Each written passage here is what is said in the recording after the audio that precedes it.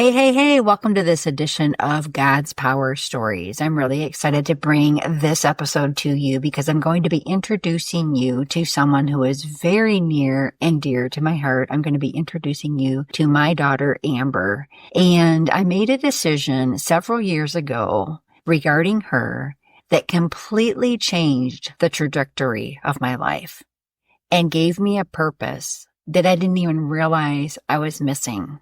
But before we get into that story, I wanted to make sure to read a review that we have received from Homemaker Bo. It's titled Refreshing, and it's a very simple message, a wonderful way to invite the Spirit into my day. Thanks, Anna. Now, the reason that I wanted to read that today is because that's exactly what we're trying to do here. We're trying to help everyone see, including myself, ways that God shows up in our lives every single day. And if we're not looking for it, it's really easy to miss it. But when we begin to hear these stories of God showing up in other people's lives, my hope and my prayer is that you begin to see God's work in your own life. Not only that, but the other thought that's been occurring to me lately is the thought of these messages that we're getting from me or from the Bible or from other people. I think of them almost like what's referred to in Revelation as the prayers of God's people or offerings before God. There's a scripture in Revelation 8:3-4 that reads like this. Another angel who had a golden censer came and stood at the altar. He was given much incense to offer with the prayers of all God's people on the golden altar in front of the throne. The smoke of the incense, together with the prayers of God's people, went up before God from the angel's hand. That's pretty profound. To think that our prayers are going before God and are being inhaled by Him as incense as He sits on His throne.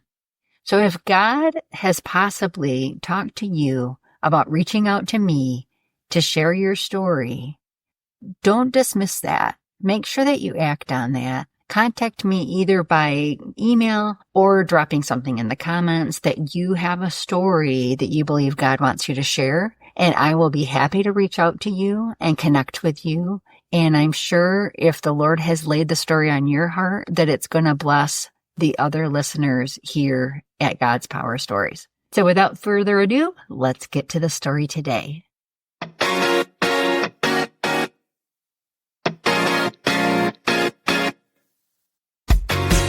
Does God seem hateful to you, like He's looking for ways to trip you up? Does the thought of opening His Word seem daunting and intimidating? Hi, I'm Anna, your host for God's Power Stories, where we connect with God's love through the power of His stories. I believe that God loves us more than we can comprehend, and we experience that love through stories. If you're here to connect through stories about the power of God, with the wind of the Holy Spirit at your back, you're in the right place. Let's let God light our path so we can take that next step toward the fullness of life He has planned for us. Grab your cup of coffee, that Diet Coke, or flavored water. Breathe. Let's dig in to God's Power Stories.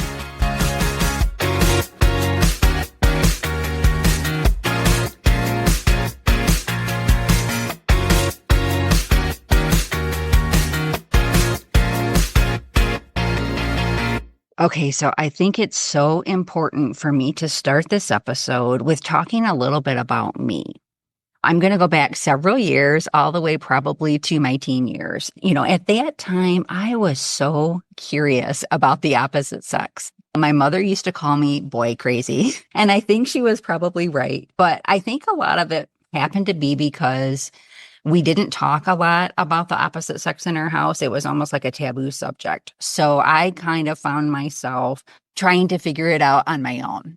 I was a virgin until I was 20 years old, but I can tell you that I was pushing the envelope the whole time. I was seeing what I could get away with and still call myself a virgin pretty much. And when I graduated high school, I decided to go to a Christian university. And I thought, what could possibly go wrong at a Christian university? First of all, you're surrounded by Christians. And of course, these boys who are Christians will treat you in a Christian way. So when I happened to meet a pastor's son, I thought, what could possibly go wrong?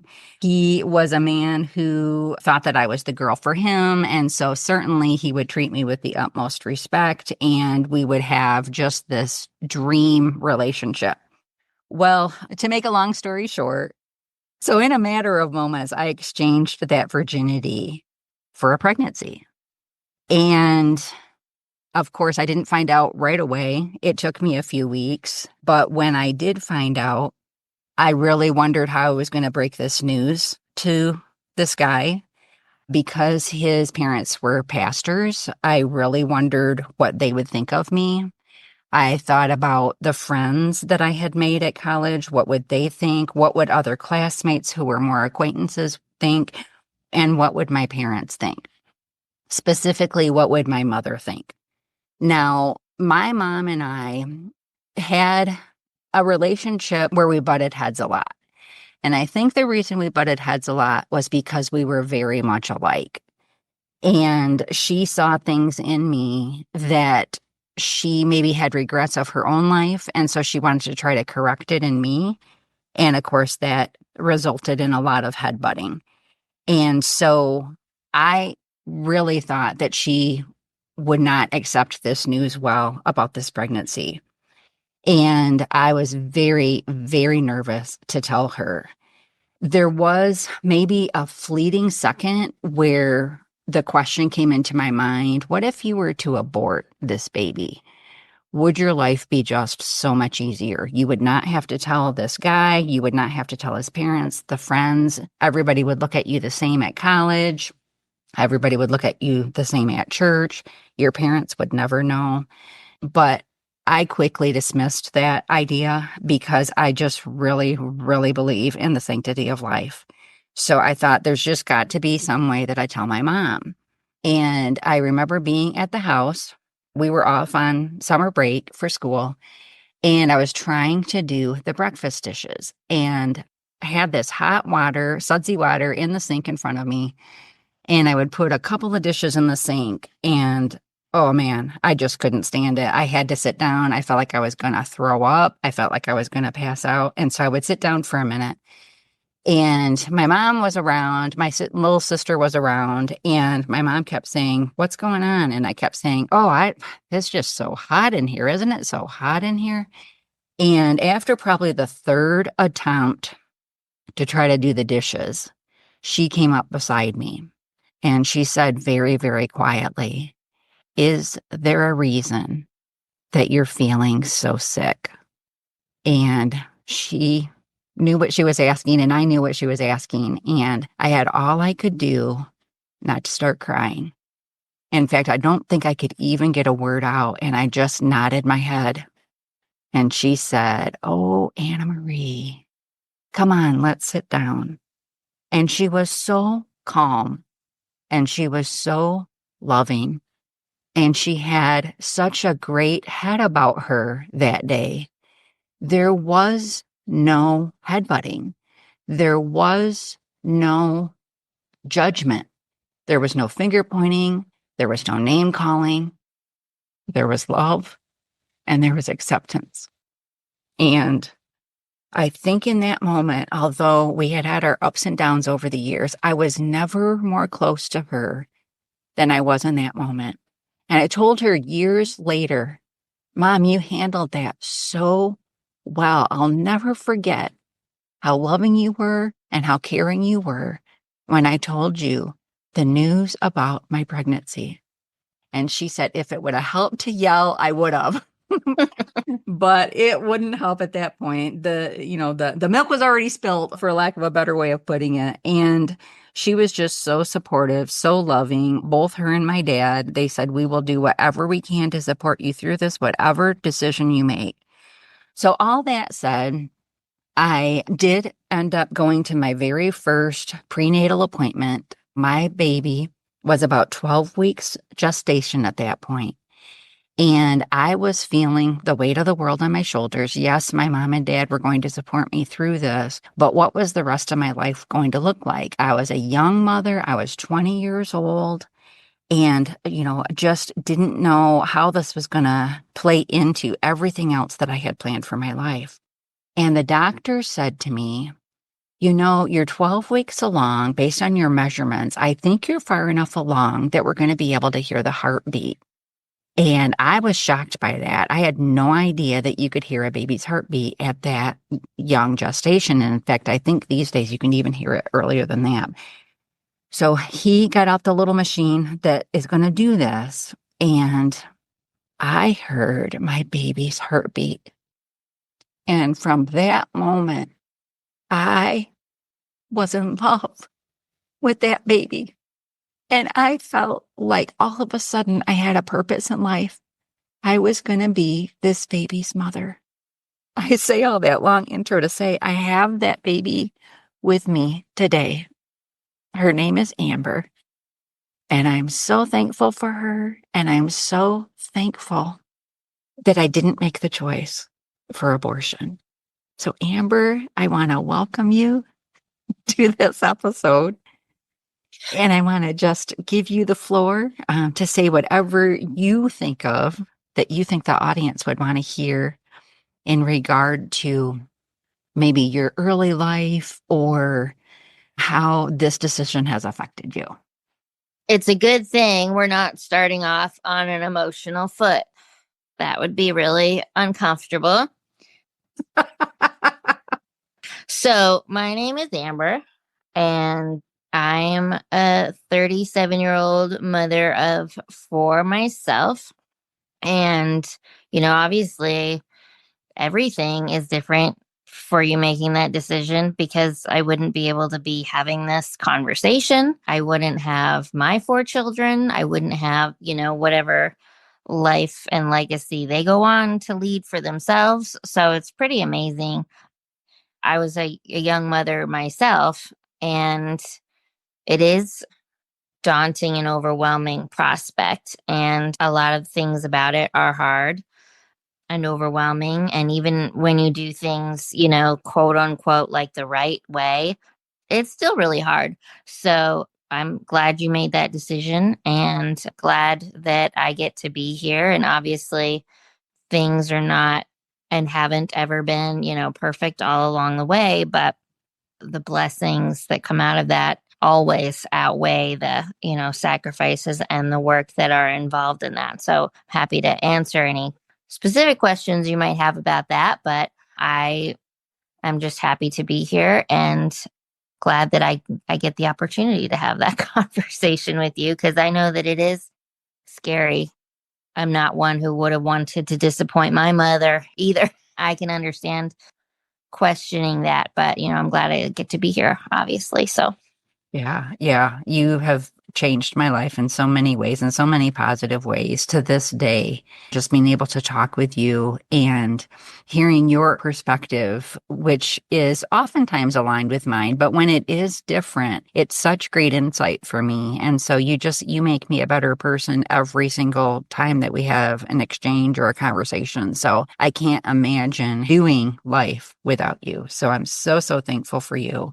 And I was thinking about the different things that, if there's a listener today who's either just found out herself that she's pregnant and not really sure what she should do, or maybe a parent of one of those girls is listening who's wondering if that were to ever happen to my daughter, how would I respond? So those are kind of like the questions that are going on in my mind right now. And one of the questions that I had for you that I thought you might be able to answer is just think about your growing up years.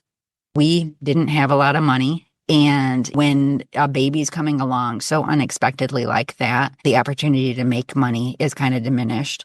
So we didn't have a lot of money with you growing up, but how did that affect you? I mean, to be honest, it didn't, not in a negative way. I never realized that we didn't have money. I remember some anecdote about me being, like a toddler and getting a hole in my sock and being like, oh, don't worry, mom can fix it or something along those lines. I never had any sense that we didn't have money.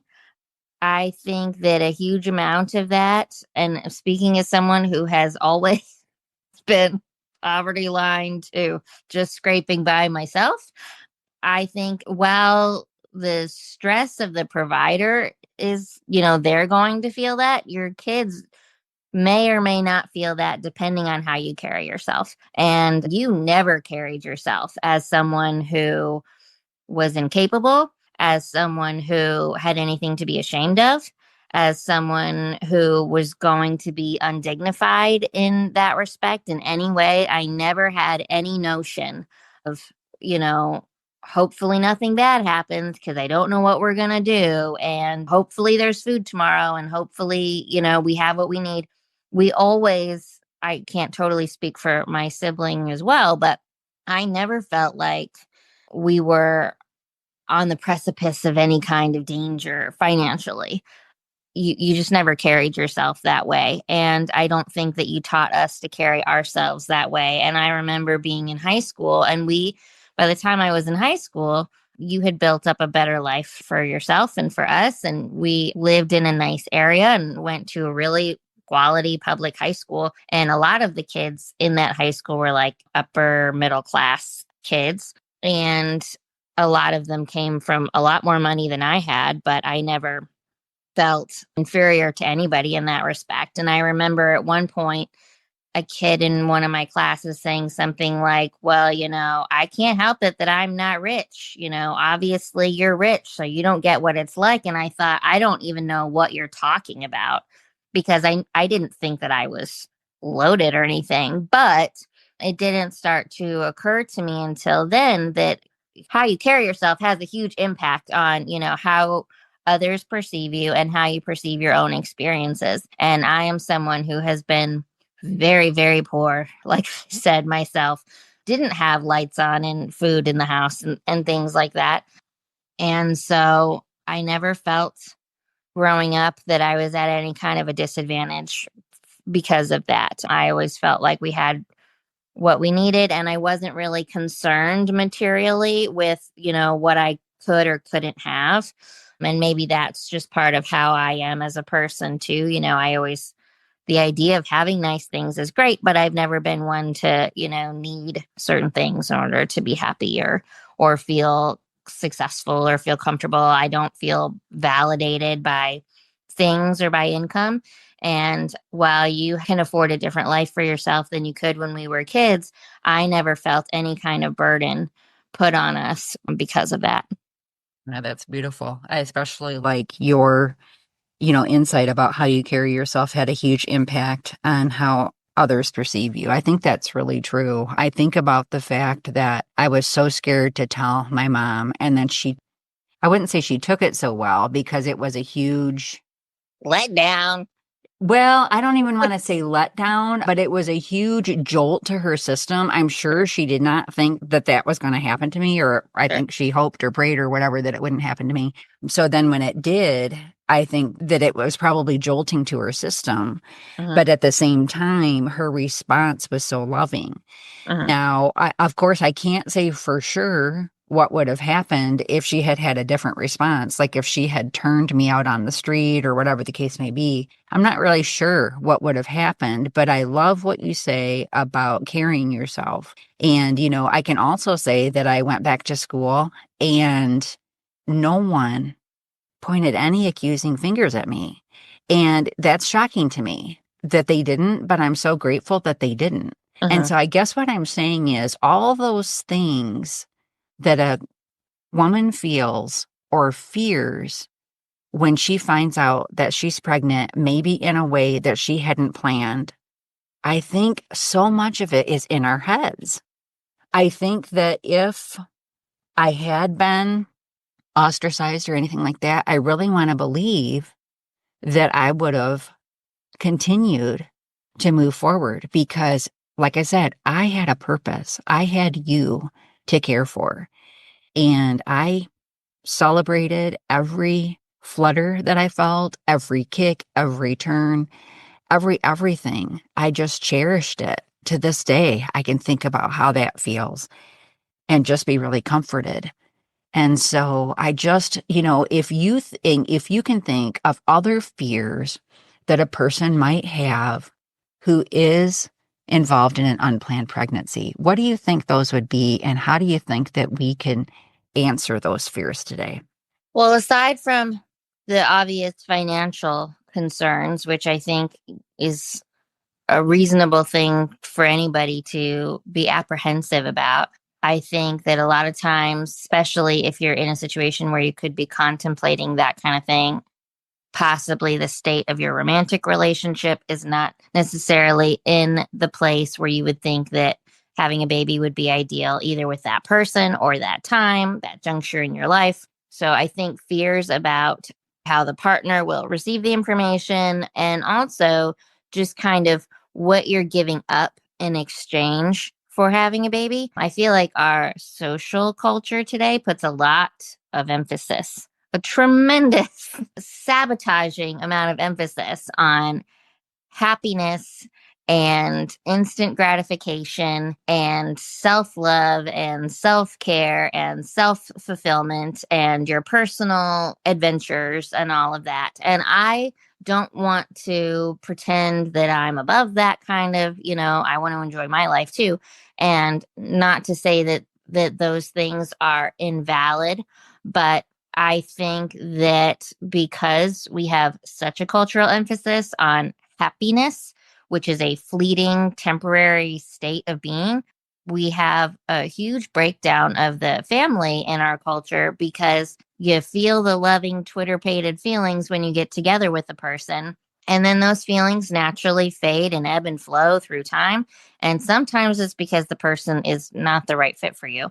But a lot of times it's just because, we're all the star of the show in our own mind, and we want to feel satisfied and gratified and happy in our own minds all the time. And our partner is going to likewise want that same feeling for themselves as well. And when that's what you're out for, when you're out for attaining that temporary high of happiness, it's going to make a lot of things in life that are legitimately difficult, strident, work are going to seem less appealing. And there's nothing more work than having a family. But it's also so marrow deep fulfilling in a way that no amount of material gain or other life experiences and that kind of thing can't hope to live up to something like that. And that doesn't necessarily mean that it's the solution for everybody. Not everybody has to have 10 kids if they don't want to have 10 kids. If you don't feel like you're someone who's cut out for that, then that's fine. But I think that for people that find themselves in that situation, as you did, you kind of end up in a situation and it maybe isn't what you had planned for yourself. And I think that that's really what it comes down to. The semantics of finances and careers and relationships can kind of vary from person to person. But I think at the end of the day, it comes down to, is this what you saw for your life? And what are you having to give up in exchange for this big burden that's now been dropped into your uterus that you weren't hoping for? Just in all of what you had to say, I just think about God and I think about how he's such the God of second chances. He would have preferred that I had waited until I was married and do things in order of the way that he had in mind. But that being said, I didn't want to absolve myself of my own responsibility of being intimate with somebody before marriage by aborting that child. And I'm so glad that I didn't make that decision. I have heard many interviews with people. I've read articles of women who have decided to abort that child, thinking that that will solve all their problems. And it doesn't. They hurt from that point forward.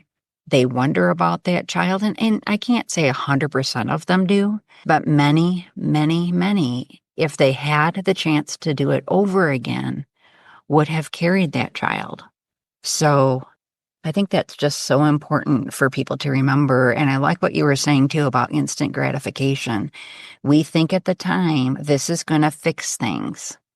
But I can tell you, if I had gone through with an abortion, I would have regretted it for the rest of my life. And as you say, we wouldn't be able to talk right here today.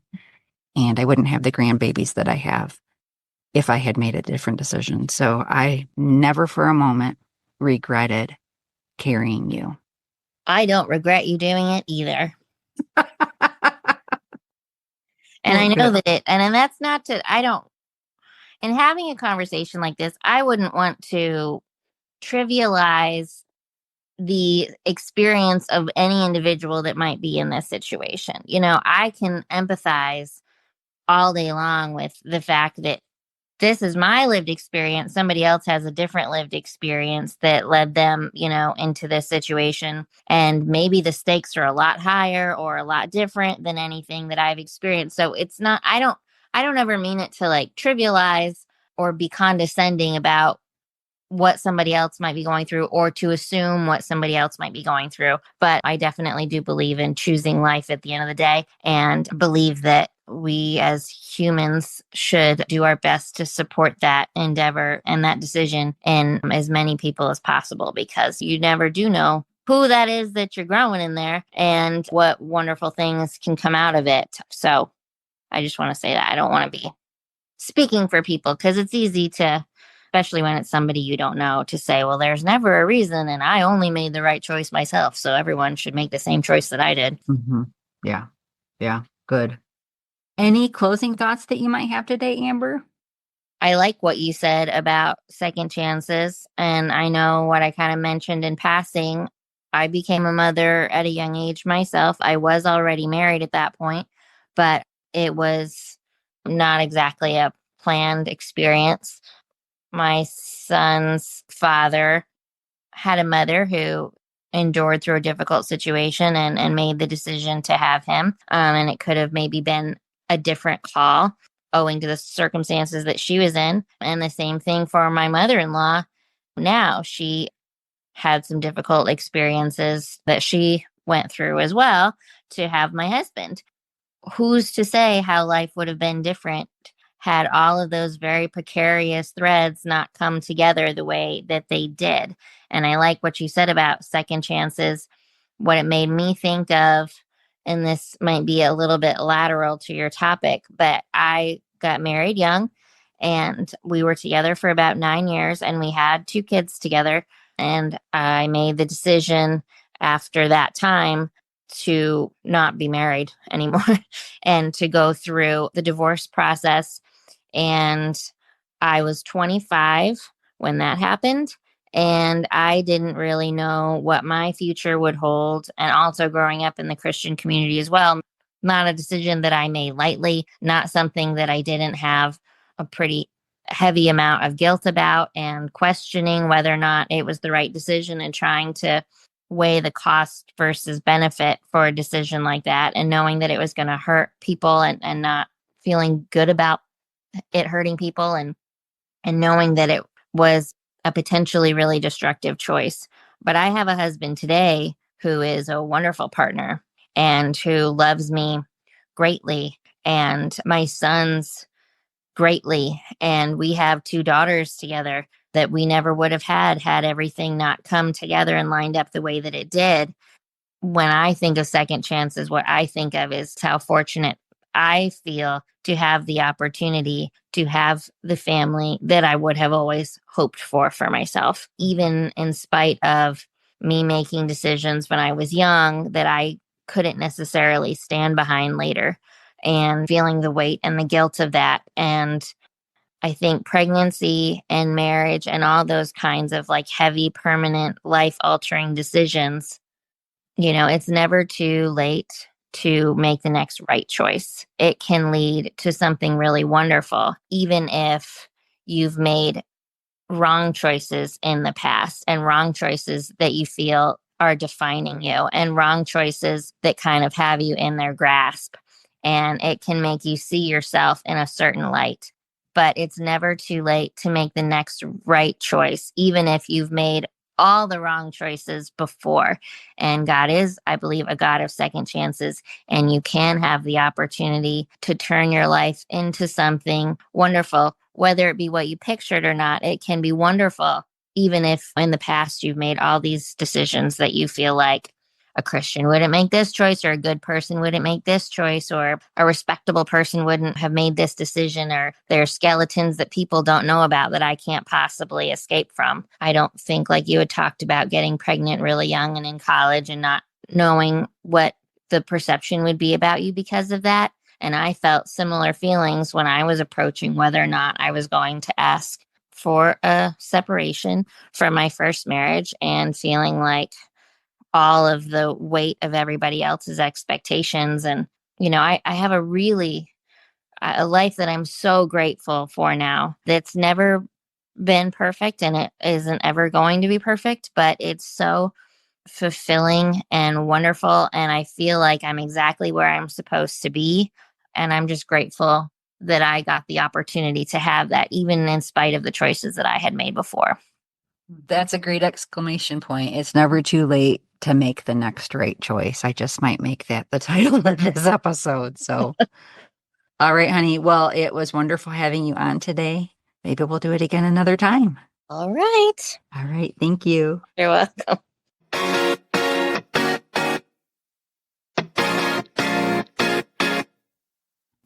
Hey, real quick. If this episode blessed you in some way, I'd love it if you leave a written review for the show over on Apple Podcasts. These are like gold to me. Reviews help me know what you enjoy while providing insight on what you want to learn about. Also, take a screenshot of a review or this episode so that you can share it on your Facebook or Instagram stories. For Facebook, tag me at Anna Moore Bradfield Author. For Instagram, use Anna Moore Bradfield. When I share you back in my stories, both our lights will shine a little brighter. May you witness God's power in your life today, my friend.